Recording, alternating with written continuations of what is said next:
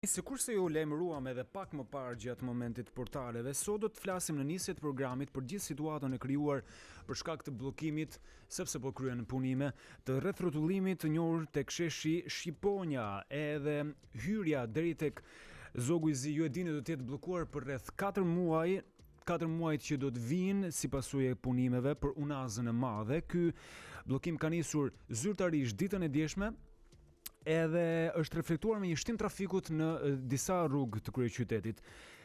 Tashmë jemi duke parë edhe pamjet live, kamera jon është duke na transmetuar dhe sjell në këtë diskutim të gjithë situatën që është aktualisht. Tani ora është 7:34, kemi këtë situatë. Qytetarët që duan dalin nga Tirana duhet të përdorin rrugën nga Spitali Ushtarak, ndërsa ata që do të hyjnë duhet të kalojnë nga zona e Astirit. Flasim për më shumë se si është menduar kjo skema për të bërë kryer lëvizjen e hyrjes në qytet, po edhe daljes nga Tirana, dhe për këtë kemi të ftuar në studio, diskutojmë edhe pamjet bashkë për të krijuar një situatë më konkrete, më kështu vizualisht. Erion Kokën, që është zëvendës drejtori i Autoritetit Rrugor Shqiptar. Mirëmëngjes, mirë se vjen në program. Mirëmëngjes, Erion. Mirëmëngjes. Mirë se na erdhe në program, edhe nisim me diskutimin që në fakt ka mbartur gjithmonë kjo zonë edhe ky aks, le të themi, që është pikërisht unaza e madhe, gjithmonë ka patur në fakt situata trafiku, por tani më duket se duhet jemi të përgatitur për një situatë edhe më të ndërlikuar, po për disa muaj apo jo? Për disa muaj, po kjo duhet kishte mbaruar normalisht, nën kalimi aty duhet të ishte mbyllur brenda këtij viti.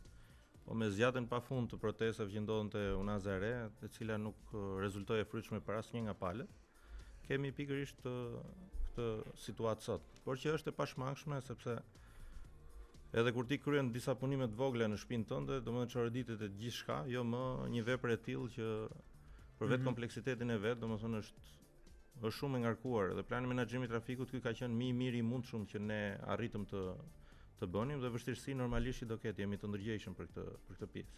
Ajo nyje është me shumë peshë edhe në një qytet si yni që është një qytet i vogël, nuk është se jemi në një qytet shumë i madh. Sigurisht që çdo punim, sikurse ti thua, do të shkaktonte një lloj rrëmuje në pjesën tjetër, po përpiqemi ta ilustrojmë edhe me video, cilat janë, për të thënë njerëzve që ndoshta janë ende të paqartë, cilat janë skemat e mundshme edhe alternativat që zgjedhin qytetarët për të hyrë dhe për të dalë nga Tirana.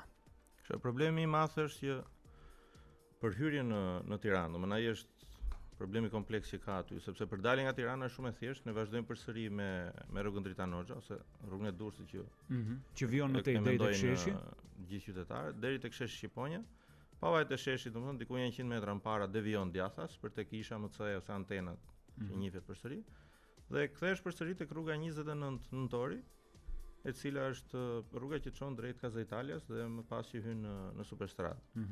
Kjo dalje domethënë është e thjeshtë për nga nocioni edhe i qytetarëve vet, tabelat janë, gjithçka është shumë e qartë. Problemi është kur hyn për në Tiranë, sepse në momentin që hyn, kush do kaloj nëpërmjet unazës së re, i bie që devijoj menjëherë djathtas, edhe kjo pjesë është e thjeshtë. Por ata që duan të shkojnë drejt Zogut të Zi, ata kanë një bllokim që ne jemi të ndërgjegjshëm. Ata kanë një aventurë përpara.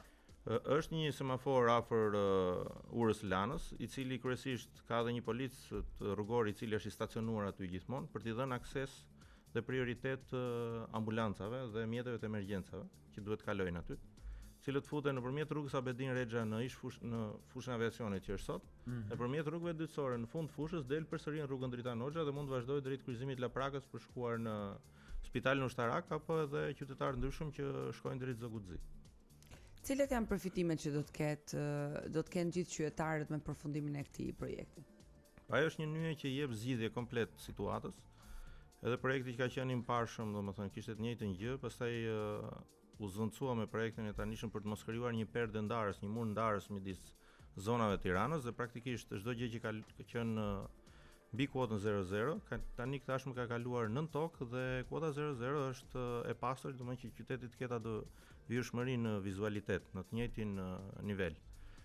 Është shumë kompleks si projekt, sepse dëgjoj shumë fjalë nga këto që 2.2 kilometra kushtuan 40 milion euro, fjalë të tilla, domethënë nga njerëz që nuk arrin ta kuptojnë dot projektin, jo më pastaj që ta shpjegojnë, cilët flasin normalisht politikisht për ato përfitimet e momentit për të krijuar Ka zhurmë. për të kuptuar një projekt që Por, është thjesht e në zeza momentin në të që aty bardhë me një shkojnë, post të përcaktuar. Jo, të mund të deri vinë ta përcaktuar. shohin kompleksitetin e vet punës dhe është një punë gjigante që nuk është bërë Mirë, i takon ndonjëherë. institucionet të sqarë qytetarët, nuk i Po, takon jo, kërkujt çështja tjetër, është kështu që në aspektin e projektit. institucioni merr përsipër që nëse Po, po. qytetarët cilët do qofshin ata Po, po, të po. kenë replika ose pak kënaqësi të dalë dhe të Jo japë dhe të argumentojnë s'është me replike, fakte. bile unë i ftoj edhe këta opozitarët edhe këdo tjetër që vetë edhe i shoqëroj vetë kanë tjerë. Do shta që të vinë ta pozitarët do shohin. kalojnë atje kurrë. Jo, Çështja do është e kalojnë qytetarët të gjithë. cilët po vuajnë dhe trafikun e sotëm Po. dhe paguajnë me taksat e tyre.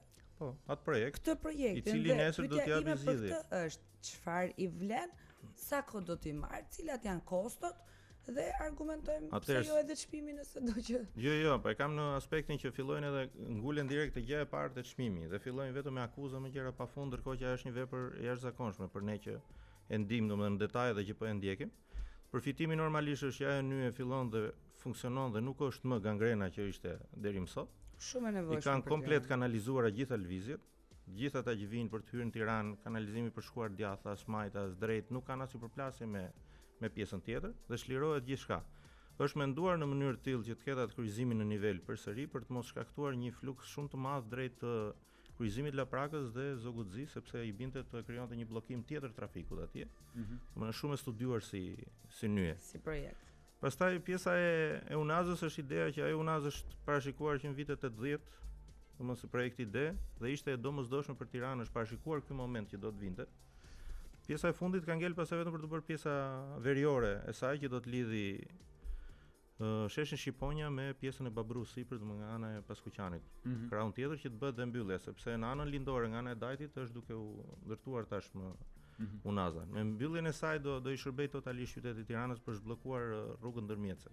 Dhe për sa i takon transformimit të gjithë zonës në sajt të këtij projekti, si do të jetë, si është menduar në vijim kur edhe të përfundoj, do të ketë banesa dhe godinat e tjera që do t'i vlejnë zonës? Tashmë zona ka shumë PDV të miratuar nga Bashkia e Tiranës, po avancohet shumë dhe me ndërtimet në zonë.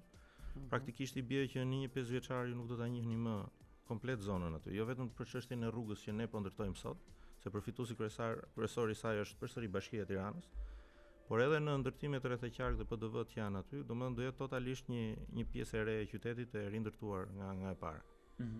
Dhe në gjithë të rrëmuj për shkak të punimeve që është e pashmangshme, si do të mendohet të menaxhohet trafiku që nis nga aty ose më saktë shkaktohet nga aty dhe më pas përhapet edhe në rrugë të tjera, sepse njerëzit nëse kalojnë aty shkojnë për diku, që thotë e njëjta sasi makinash më pas do të jetë në për zona të tjera. Sa i takon bashkëpunimit me policinë rrugore, do të ketë kapacitete të shtuara? Policia rrugore ka ato kapacitete që ka, domethënë që flasim, por është në maksimum në këtë drejtim. Dhe meqense kapacitetet e saj dihet se sa janë dhe nuk e përballojnë dot një fluks të tillë, është totalisht policia bashkiake në pjesa që merret me pjesën rrugore, që është në mbështetje të kësaj vepre dhe të këtij momenti, i cili ne mendojmë që do zgjas diku te 4 muaj sipas grafikut punimeve dhe që me kontraktorin e kemi vendosur që ata po punojnë 24 orë, domethënë me 3 turne që ta mbyllin sa më shpejt. Dhe nëse ka nevojë për kapacitete të shtuara, le të marrin ata që po vënë gjopa për mosmbajtjen e maskës. 688 qytetarë sot. Gjithsesi, oraret ne dim orarin e mëngjesit që është i tmerrshëm sepse njerëzit na shkojnë pafund përveç se dim shumë mirë se lëvizim dhe vet. Po të paktën gjatë javës nuk e kapim për shkak se jemi në punë. Gjithë pjesën e trafikut në mëngjes. Përveç mëngjesit, cila është pjesa më e ngarkuar e ditës? Pjesa më e ngarkuar është kur vi nga puna. Pjesa kur nga të gjitha anët kthehen në Tiranë. Ai është problemi i madh, edhe sepse një pjesë e qytetarëve ende nuk arrin ta perceptojnë dot që për shkuar në jug të Shqipërisë apo në juglindje të gjithë e kanë më mirë nga tuneli i Krabës, nga rruga Elbasanit, se sa të vinë që këtu. Po është dhe ata do mësohen, sepse un kam rreth një vit që nuk kaloj më nga pjesa e daljes për në autostradë. Po të kalojnë në krahun tjetër, i bie edhe më shkurt, edhe më shpejt, edhe më të qetë janë për dalë. Mirë, ky sezon veror bëri një ndryshim në këtë pjesë, pati shumë që kanë filluar që të mësohen me atë pjesë, sepse përpara komplet përqendrohej gjithë trafiku këtu dhe ishte e pamundur praktikisht që ta përballojnë. Edhe tempizmi është shumë i rëndësishëm ndonjëherë. Edhe sidomos për ata që nuk janë shumë në brendësi këtyre punëve, pse u vendosi të bëj pikërisht tani? Ne kemi festat e nëntorit, nuk po qarkullojmë shumë jashtë sepse kufit janë të bllokuar, po edhe dhjetori ka festa dhe gëzimin e vet, do të ketë më shumë lëvizje në për Tiranë. Çështja gjithmonë festa ka, do ndodhi një gjë Tirana do bllokohej me patjetër. Ti një fest të bëri një nga qendrat tregtare që kemi aty, bllokoi gjithë autostradë. E njëjta gjë ndodh nga ana Matan, nga Hyre Lindore te Tegu. Më praktikisht në këto grumbullimet masive ti je gjithmonë i bllokuar, sepse me njëherë ndajnë një moment, një orë fiks, hapet në këtë orë dhe shkojnë të gjithë. Aty nuk kemi çfarë ti bëjmë, është një punë që duhet kryer.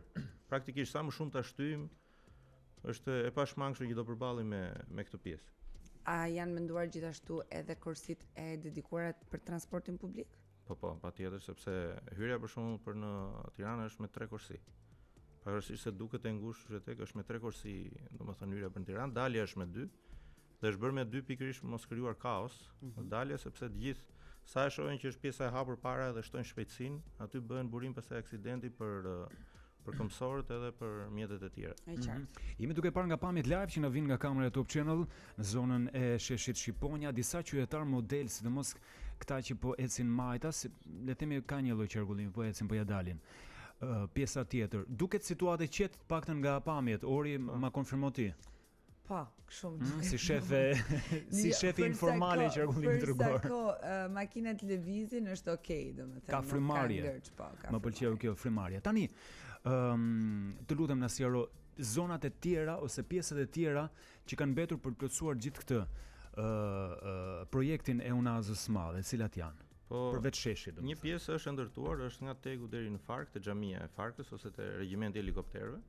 Ajo është e përfunduar, po nuk është vënë në shfrytëzim sepse momenti që e hapje do krijojë një pikë trafiku tjetër, pikërisht sipër, kemi pas shumë probleme me shpronësimet.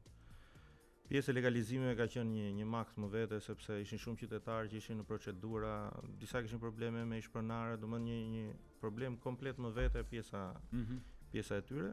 Pastaj ka pasur probleme të ndryshme që dilnin gjatë projektit, vepra madhore të tilla. Si ndodh gjithmonë. Do të ndodhin domethënë problematika, ndryshime. Po i takon të gjithë ndryshimit që është bërë në fakt edhe në qytetin e Tiranës, janë disa akse që janë ndryshuar kalimet, si në rastin e rrugës së Durrësit, si u rezultoi, si rruga që nuk të çon në Durrës. Praktikisht, po më ajo nuk ka më problem për emërtimin. Çështja është që praktikisht Bashkia e Tiranës, unë kam qenë dhe vetë, domethënë pjesë e stafit, di që është një staf shumë i mrekullueshëm në pjesën e menaxhimit të trafikut. Janë shumë të përgatitur, kanë programet më të fundit dhe skemën e menaxhimit të trafikut të qytetit Tiranës përfshi edhe Unazën e Re, edhe punimet që ne po kryejmë tashmë janë bërë në bashkëpunim me ta, me disa RSH të Bashkisë Tiranës, që të kishim sa një qarkullim sa më të mirë të mundshëm.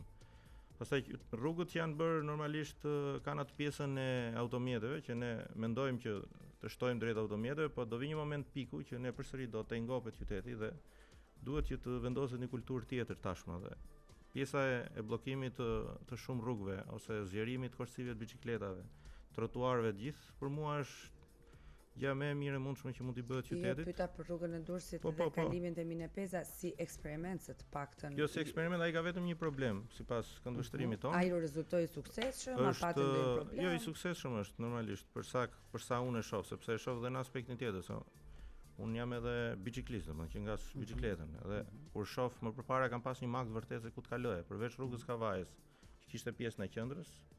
Edhe aty të tërë me karroca me gjithë, pavarësisht se shikoni tabelat që nuk duhet të futesh. Por është shumë mirë, keni qartë për biçikletat, për makinat. Rezultoi një zgjidhje e dur? Po, për mua ka rezultuar sepse rruga Minepeza ka një gjë, ka pas bllokime në të dy krahët, parkime në dy krahët që nuk i shërbenin askujt, makinat vjetra tek komisariati 3 të përplasura, të cilat gjithmonë ishin stacionuar aty. Nuk janë më. Tashmë është e pastruar komplet rruga, është me një sens për poshtë.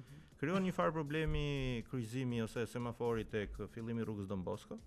Ka një problem se pastaj është devijimi i majtas për nga rrethrotëllimi i Zogut Zi. Në përgjithësi është më e mirë. Eksperiment i vlefshëm. Nuk krijon atë përplasjen tek fillimi i rrugës Durrësit tek Nyja, që disa hyn në disa dilën dhe krijonin një problem. Tashmë e di që ke vetëm drejtimin për lart edhe nuk ka më përplasje.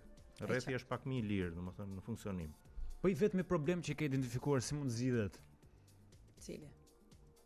Tha ka vetëm një problem në këndvështrimin tim. Po, domethënë semafori, po semafori nuk e çaj bën, është detyrueshëm ai semafori aty pastaj. Ta krejnë të shpëtojnë teatrin. Shpëtove po. Dhe si eksperiment dhe si projekt pilot, a Në dijenin tënde ka ndonjë ide për ta praktikuar edhe ndonjë rrugë tjetër, ndonjë aks tjetër? Po praktikisht po shikohen gjitha mundësitë sepse Rruga e Dibrës mos na çojmë në Dibër për shembull. deri më sot kanë qenë gjitha rrugët domethënë me dy sense, e normalisht me krijimin e bllokeve të reja të pallateve dhe me studimin urbanistik të fundit, domethënë që është miratuar në bashki, i bie që të gjitha rrugët do kalojnë kryesisht drejt një sensi lëvizje, domethënë që të ketë një qarkullim. Kemë ne një mundësi tillë në Tiranën tonë? Po. Ka dhe shumë rrugë janë kthyer me një sens tashmë. Nuk lejohen domethënë në dy krahat. Dhe dihet që do bësh një rrotullim. Ideja e rreth rrotullimit domethënë që është kudo, do bëhet edhe në përbllokjet e pallateve, në lagje komplet dhe do jetë më efikase se sa sot. Dhe ndërkohë përveç unazës madhe që ishte thelbi i gjithë diskutimit sotëm edhe kryefjala e ditës sa i takon trafikut në qytet, ka ndonjë zonë tjetër, ndonjë aks tjetër rrugor në kryeqytet për cilin jeni duke punuar ose keni në plan ndërhyni? Po problemi më as sot përveç këtij është pjesa e Shkozës, kur ne po vazhdojmë ndërtimin e pjesës lindore të Unazës. Siç thash, aty kemi pas probleme domethënë me shpërndësime të shumta, të cilat i kemi dhënë zgjidhje tashmë në fund, por kemi pasur probleme kuotash për shembull. Aty ku duhej gërmuar dilnin shtëpitë e qytetarëve me një skarpat për shembull 20 metra lart. Disa dilin në nivel, disa rrugë komunikuese që kishin bllokoheshin dhe detyrohesh tani që të hapësh rrugë të reja brenda lagjes. Po gjithmonë bëhet në bashkëpunim me pushtetin vendor, sepse ne nuk mund dalim jashtë gjurmës projektit ton, ne si autoritet rrugor. Po që janë si problematika ekzistojnë. Për shembull te njësia 1 sipër kemi një grup banorësh të cilët nuk kanë më akses, flas për automjete, jo si këmbësor, të cilët normalisht kanë drejtën e servitutit kalimit dhe me automjetet e tyre. Dhe po shikohet pjesa për t'i bërë rrugët lidhëse nëpërmjet lagjes. Kërkohet bashkëpunim nga të gjithë sepse do prishet diku një mur, diku do kalohet avllia dikujt se s'ke çfarë bësh. Nga dikush do merret për të zgjidhur një hall. Po s'ke, është e pashmangshme. Mirë, ne të falenderojmë shumë që ishe këtë mëngjes me ne, Erion, kënaqësi që të kishim studio dhe le të shpresojmë që të gjitha të mbarojnë sa më shpejt edhe qytetarët kenë lirisht frymëmarrje teksa udhtojnë me automjetet e tyre. Pa diskutim, Erion Koka është zëvendës drejtori i Autoritetit Rrugor Shqiptar që na dha më shumë detaje, ndërkohë gjithë diskutimin e shoqëruam live me pamjet që na vinin nga kamera Top Channel e pozicionuar tek sheshi Shqiponia.